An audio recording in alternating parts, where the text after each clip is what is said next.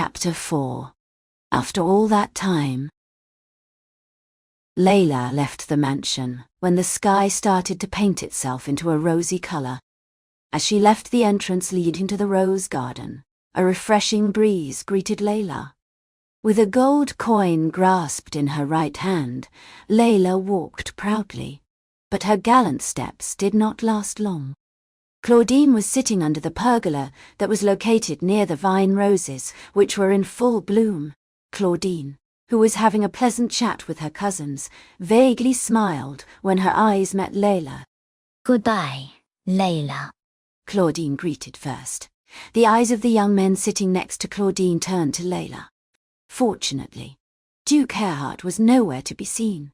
Layla replied with a bow. Claudine did not say much in response. Layla began to run after she was out of their sight. She was eager to escape the strange and unfamiliar world and return to Uncle Bill's cabin, but the greatest misfortune came at the last moment.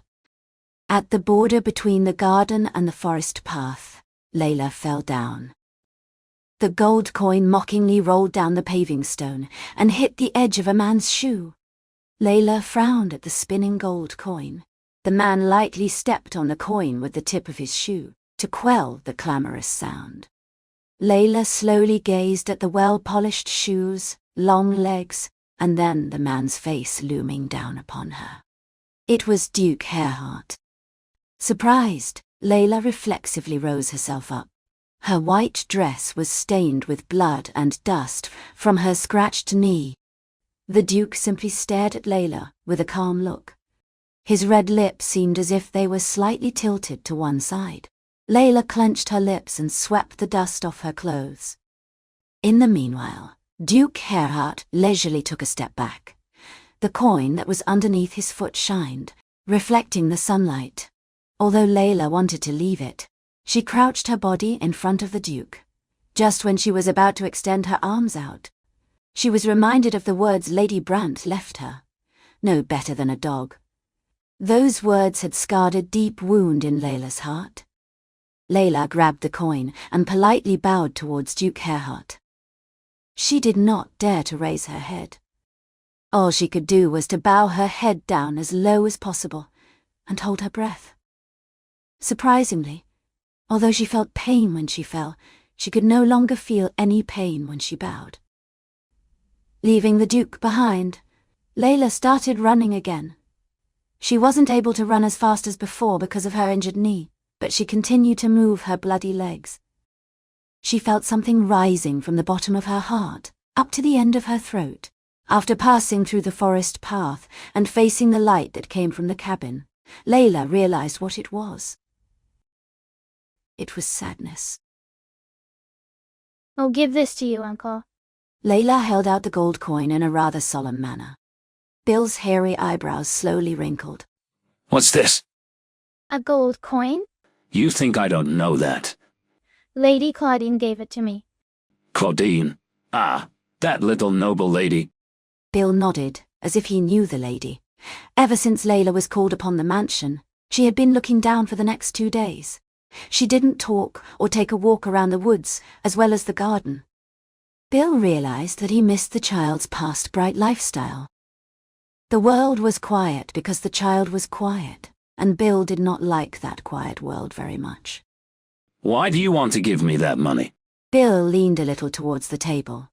Layla sat in a straight posture, facing the man. "Because I think it's worth a lot. It is worth a lot." Even though I initially felt miserable receiving this coin, I couldn't possibly throw it away because it's worth a lot. So I realized that if I gave this coin to you instead, I can at least start paying you back after being so indebted to you."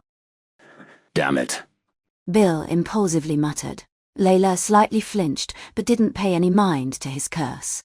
Ever since the child arrived in Arvis, Bill worried about the aristocrats hurting her fragile heart. He expected them to harass the child because of her low status. All the aristocrats were the same to Bill: arrogant, rude, and condescending. Although Bill was afraid he might make the child cry if he asked what had happened at the mansion, he could guess how bad the child was treated there. "Layla." Layla, who had been pretending to act mature for her age, gave a childish grin when he called her name. Since you earned the money, take it. The money I earn? Yep. It's the money you earned from your work. Dealing with a bored aristocrat is a pain in the ass, but you did it. So you can confidently claim your reward. Layla scrunched her eyebrows in confusion. While looking at the pondering child, Bill gulped down the thick glass of beer in front of him. Really? Layla tilted her head as she tapped on the gold coin. That's right. Bill swiped the alcohol that had drizzled on his beard with his sleeve.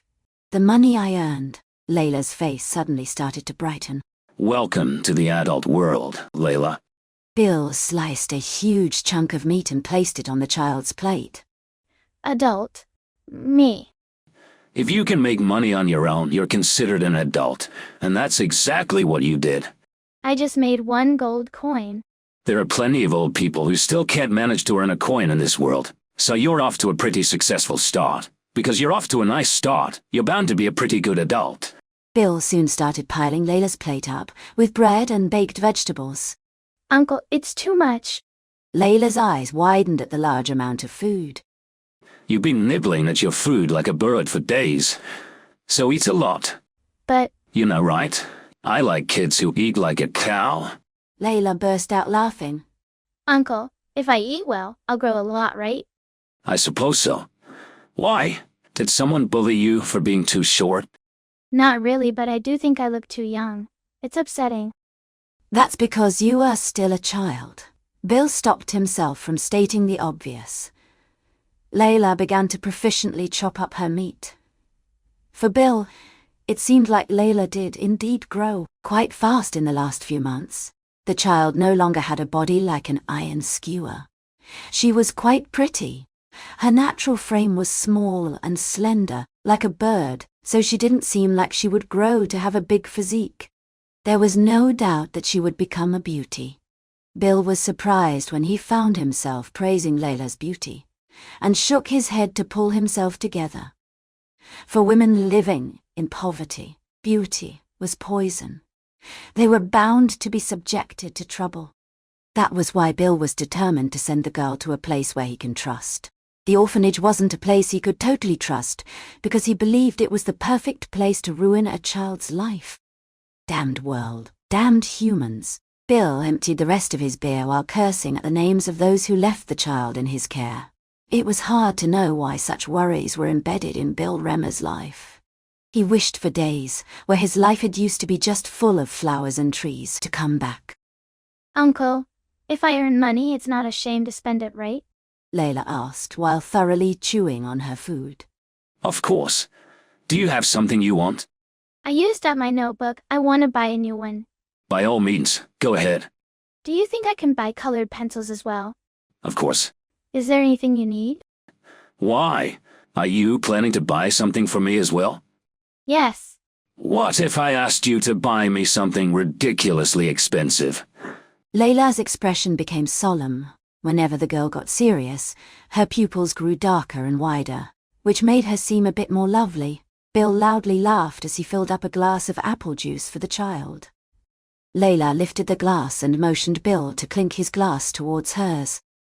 Bill gladly bumped his glass onto the glass the child reached out. Layla then emptied her juice all at once. Bill started to worry if the child began to pick up his drinking habits.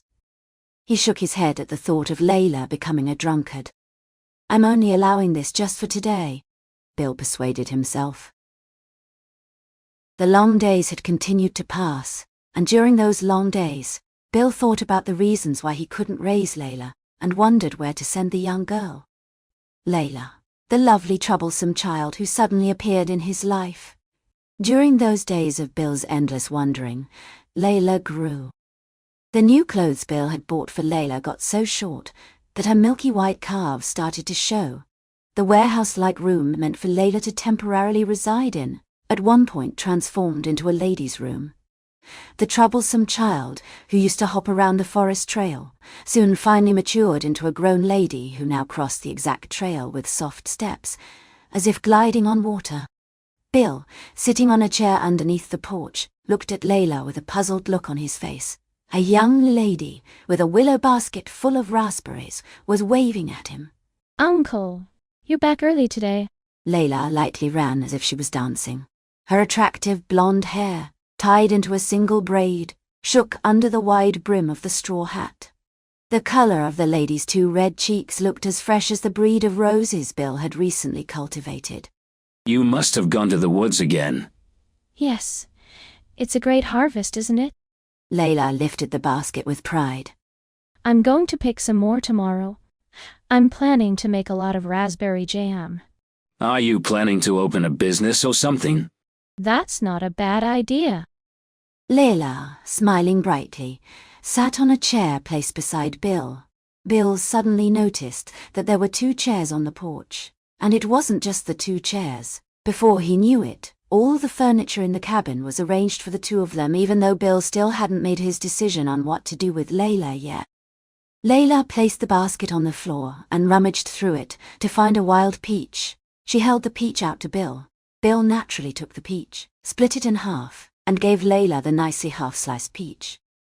The 2 sat side by side and observed the forest while eating their peaches. The sound of leaves blowing across the clear sky tickled their ears, and the birds chirping from afar were as clear as Layla's voice.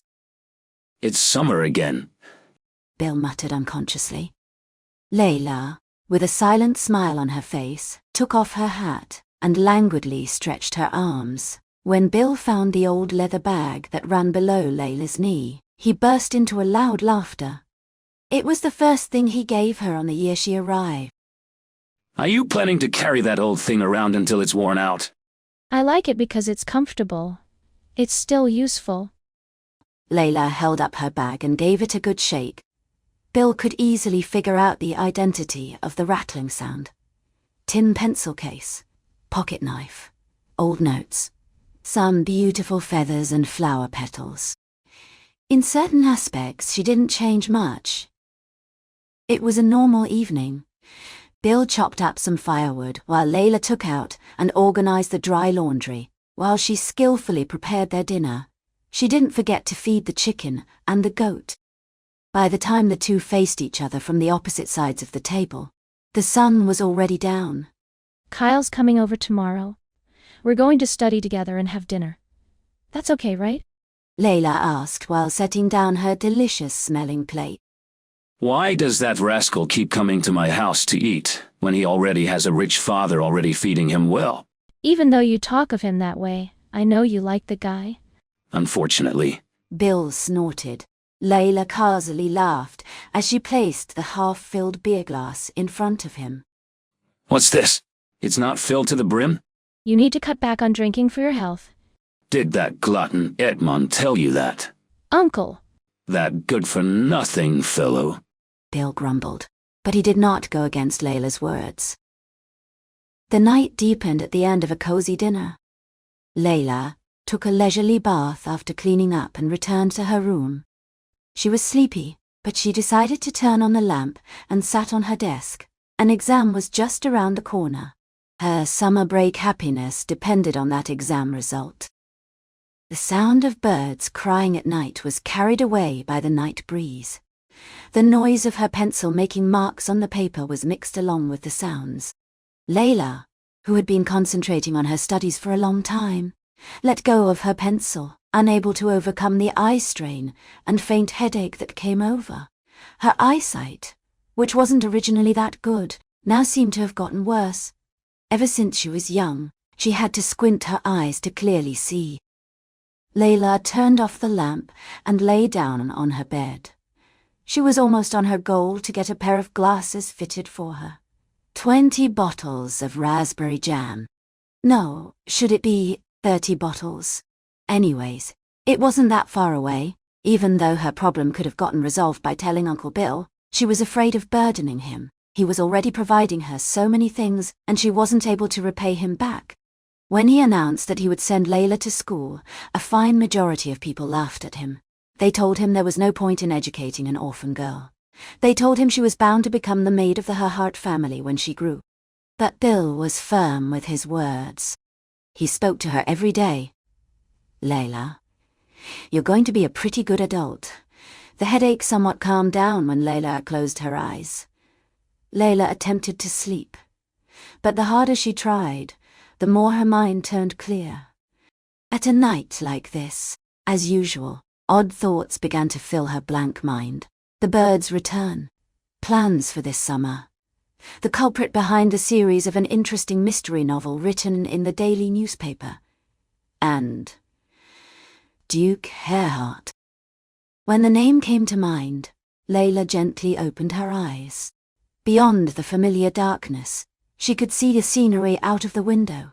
Slightly wobbling branches, the night sky shining beyond those branches, and the moon and stars. Staring at the blurry white light from afar, Layla unconsciously held her breath. The Duke, who graduated from college, was commissioned as an army officer after passing the Royal Military School in accordance with the family tradition. He hadn't visited the estate for the past several years because he was assigned to the frontier overseas. It had been a peaceful time for both Layla and the birds in the forest. But this summer, he was to return, Master of Arvis, Duke Hareheart. And that marks the end of 12-year-old Layla.